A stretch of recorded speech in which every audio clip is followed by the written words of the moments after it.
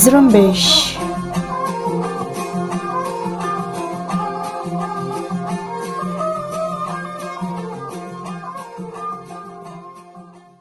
جمعہ 26 مارچ سال 2021 کی نیوز بلیٹن میں آپ کو خوش آمدید کہتا ہوں۔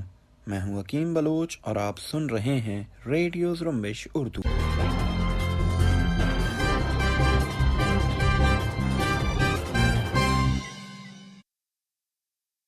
ہماری آج کی نشریات میں بلوچستان سمیت عالمی و علاقائی خبریں شامل ہوں گی۔ سب سے پہلے بلوچستان کی خبریں۔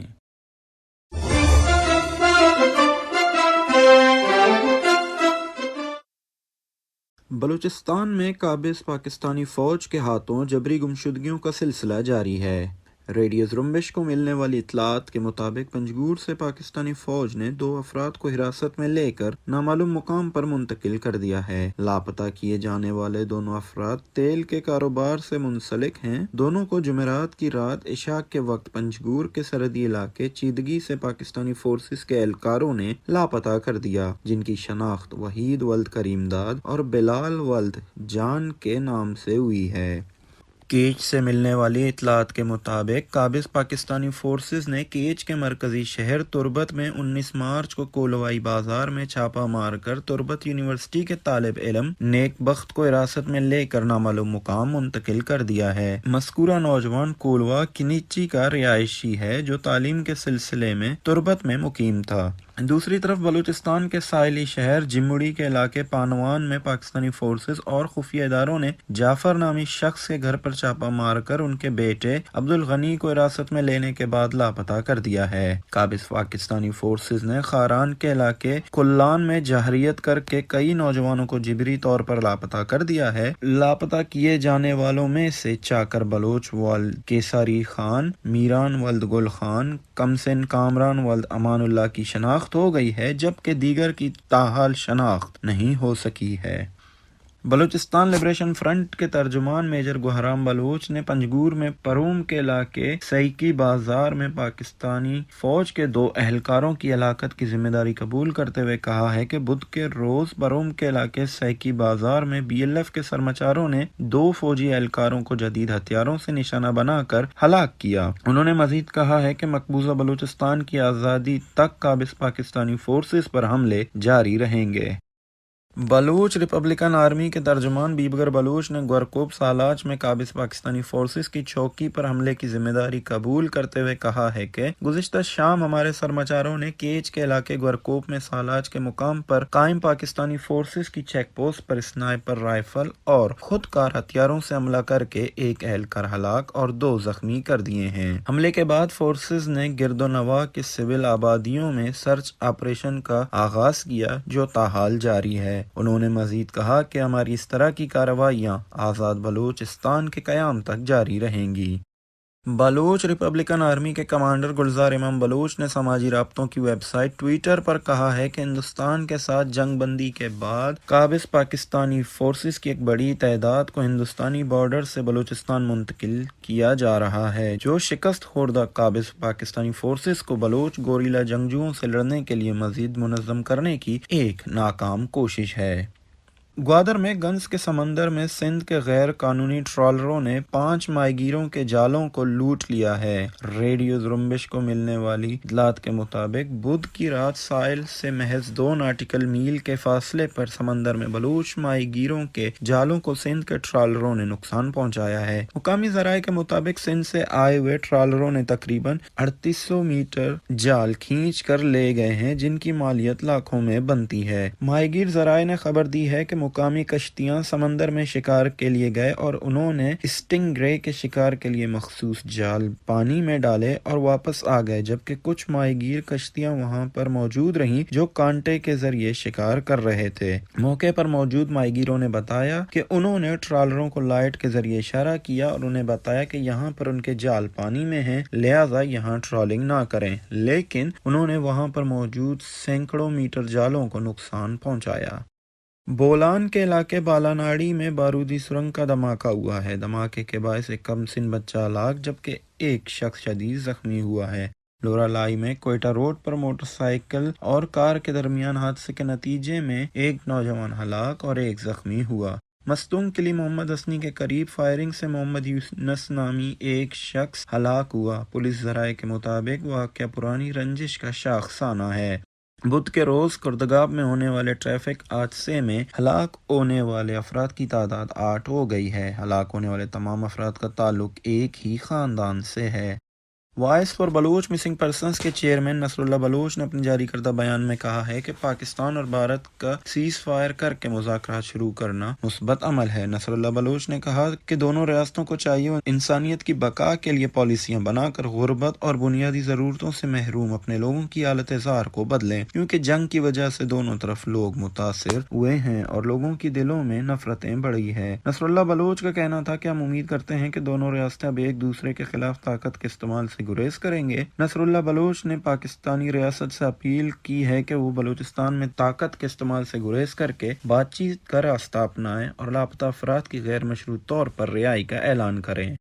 نیشنل پارٹی کے مرکزی ترجمان نے کہا ہے کہ خضدار میں جلاوان میڈیکل کالج کے پروجیکٹ کو ختم کرنے کی کسی صورت میں اجازت نہیں دیں گے۔ این پی کے ترجمان کا کہنا تھا کہ موجودہ سلیکٹڈ صوبائی حکومت جلاوان میڈیکل کالج سمیت ڈاکٹر مالک بلوچ کے دور کی منظور شدہ اہم projects Loralai medical college, Loralai university, dental medical college, cardiac ہسپتال، کینسر ہسپتال جیسے اہم پروجیکٹس کو ختم کرنے پہ تلی ہوئی ہے، جو اہل بلوچستان کے ساتھ سنگین زیادتی ہوگی۔ پارٹی ترجمان نے واضح کیا کہ جلاوان میڈیکل کالج کے اہم منصوبے کو ختم کرنے کے بجائے فی الفور پروجیکٹ ڈائریکٹر تعینات کر کے ٹھیکیداروں کو کام کرنے کی اجازت دی جائے، بصورت دیگر بلوچستان بھر میں تحریک شروع کی جائے گی۔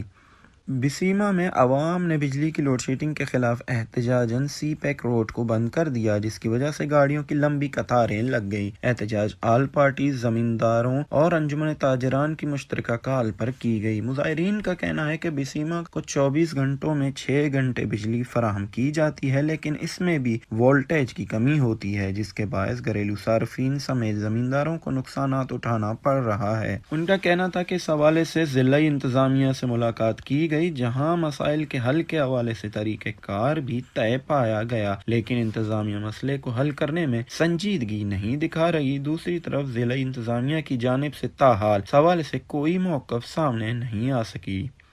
پاکستان کے قومی احتساب بیورو نے chairman NAB justice Javed Iqbal کی منظوری سے بلوچستان میں محکمہ کوسٹل ڈیولپمنٹ اینڈ فشریز میں تقریباً 1 ارب روپے کے غبن کا کھوج لگاتے ہوئے سابق سیکریٹری محکمہ coastal development and fisheries, DG جی فشریز اور محکمہ کوسٹل ڈیولپمنٹ اینڈ فشریز کے افسران سمیت 19 افراد کے خلاف ٹھوس شواہد کی روشنی میں احتساب عدالت کوئٹہ میں ریفرنس دائر کر دیا ہے۔ ریفرنس کے مطابق ملزمان نے باہمی ملی بھگت سے قوانین اور حکومتی احکامات کی دھجیاں اڑاتے ہوئے قومی خزانے کو ناقابل تلافی نقصان پہنچایا ہے۔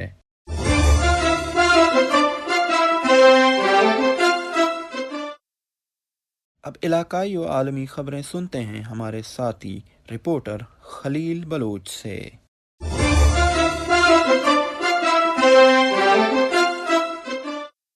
بندوبست پاکستان خیبر پختونخوا کے ضلع ڈیرہ اسماعیل خان میں پولیس کی گاڑی پر نامعلوم مسلح افراد نے راکٹ لانچر اور دستی بموں سے حملہ کیا ہے۔ پولیس ذرائع کے مطابق کلاچی تھانہ کے حدود میں ناکہ بندی پر مصروف بختر بند گاڑی پر نامعلوم مسلح افراد نے راکٹ لانچر اور دستی بموں سے حملہ کیا، جس کے نتیجے میں 2 افراد زخمی ہو گئے، تاہم کوئی گرفتاری عمل میں نہیں آ سکی ہے۔ پاکستان کے متنازع شمالی علاقے گلگت میں ایک مسافر گاڑی پر فائرنگ کے نتیجے میں 5 افراد جاں بحق اور 7 زخمی ہو گئے ہیں۔ ایس ایس پی گلگت نے خبر دی ہے کہ مسافر گاڑی گلگت سے نلتر بالا جا رہی تھی کہ نامعلوم افراد کی جانب سے نلتر کے مقام پر گاڑی پر فائرنگ کی گئی۔ پولیس حکام کے مطابق فائرنگ کے نتیجے میں کم از کم 5 افراد ہلاک اور 7 زخمی ہوئے، تاہم یہ علم نہیں ہو سکا ہے کہ مرنے والے کون تھے اور نہ ہی عملہ آور گرفتار ہو سکے ہیں۔ عالمی مالیاتی فنڈ IMF کے ایگزیکٹو بورڈ نے پاکستان کو $50 کروڑ قرض کی منظوری دے دی ہے۔ IMF اعلامیہ کے مطابق پاکستان کو $50 کروڑ کی قسط بجٹ سپورٹ کے طور پر جاری کی جائے گی۔ اعلامیہ میں کہا گیا ہے کہ پاکستان کے لیے $6 ارب قرض پروگرام کی منظوری جولائی 2019 میں دی گئی تھی۔ دنیا بھر میں انسانی حقوق کی خلاف ورزیاں سامنے آنے کے بعد یورپ نے متعلقہ ممالک کے خلاف کارروائی کے بجائے انفرادی ذمہ داروں کے خلاف کارروائی کا نیا تصور سامنے لے آیا ہے۔ اطلاعات کے مطابق گزشتہ برس دسمبر میں یورپین یونین نے انسانی حقوق کی عالمی پابندیوں کا عالمی نظام نامی ایک مسودے کی منظوری دی تھی، جس کے تحت اب انسانی حقوق کی خلاف ورزیاں سامنے آنے والے ممالک کی بجائے ان ممالک کے اعلیٰ انفرادی حکام پر دنیا بھر میں سفر کرنے اور خدمات حاصل کرنے پر پابندی عائد کی جائے گی۔ اسی نئی پالیسی کے تحت یورپ نے اب تک روس، چین، نارتھ کوریا، لیبیا، جنوبی سوڈان، ایریٹریا اور میانمار سے تعلق رکھنے والے انسانی حقوق کی مبینہ خلاف ورزیوں کے عامل کئی اعلیٰ حکام اور اداروں پر پابندی عائد کر چکا ہے۔ اس پالیسی کے تحت اب یہ افراد یا ادارے نہ بین الاقوامی طور پر سفر کر سکیں گے اور نہ ہی مالی فوائد حاصل کر سکیں گے۔ اس کے ساتھ ساتھ پہلے مرحلے میں ان کے یورپ کی سرزمین پر موجود ہر طرح کے اثاثے بھی ضبط کر لیے جائیں گے۔ افغان طالبان نے افغان صدر اشرف غنی کی جانب سے رواں سال کے آخر میں انتخابات کروانے کی تجویز مسترد کر دی ہے۔ اس بارے میں طالبان کے ترجمان ذبیح اللہ مجاہد کا کہنا تھا، اس طرح کے اقدامات اور انتخابات نے ماضی میں بھی افغانستان کو بحران کے دہانے پر پہنچا دیا تھا۔ طالبان کے ترجمان نے خبر رساں ایجنسی AFP سے بات چیت کرتے ہوئے مزید کہا کہ وہ اب ایک ایسے عمل کے بارے میں بات کر رہے ہیں جو ہمیشہ ہی سے اسکینڈل سے بھرپور رہا ہے۔ ذبیح اللہ مجاہد کا کہنا تھا کہ ملک کے مستقبل کے بارے میں کوئی بھی فیصلہ فریقین کے مابین جاری مذاکرات کے ذریعے ہم آہنگ بنانا لازمی ہے۔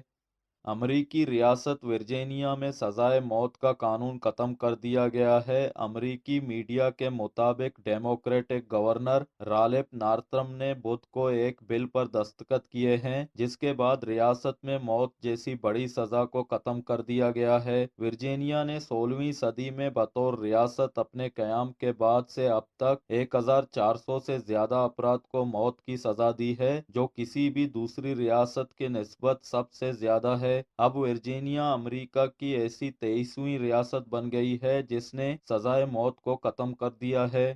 اقوام متحدہ کی بعض ایجنسیوں نے خبردار کیا ہے کہ آنے والے مہینوں میں لاکھوں انسانوں پر سیاسی تنازعات، کورونا کی وبا اور موسمیاتی تبدیلیوں کے تباہ کن اثرات مرتب ہوں گے۔ ایک تازہ رپورٹ کے مطابق اگر عالمی برادری نے جلد ہی مناسب اقدامات نہ کیے تو دنیا کے 20 سے بھی زائد ممالک میں شدید بھوک کے بحران میں مزید اضافہ ہو جائے گا۔ اقوام متحدہ کے ادارے WFP اور FAO نے اپنی رپورٹ میں لکھا ہے کہ عالمی سطح پر 3,40,00,000 افراد پہلے ہی انتہائی غذائی قلت کا شکار ہیں، جس کا مطلب یہ ہے کہ وہ بھوک کی وجہ سے موت کے قریب ہیں۔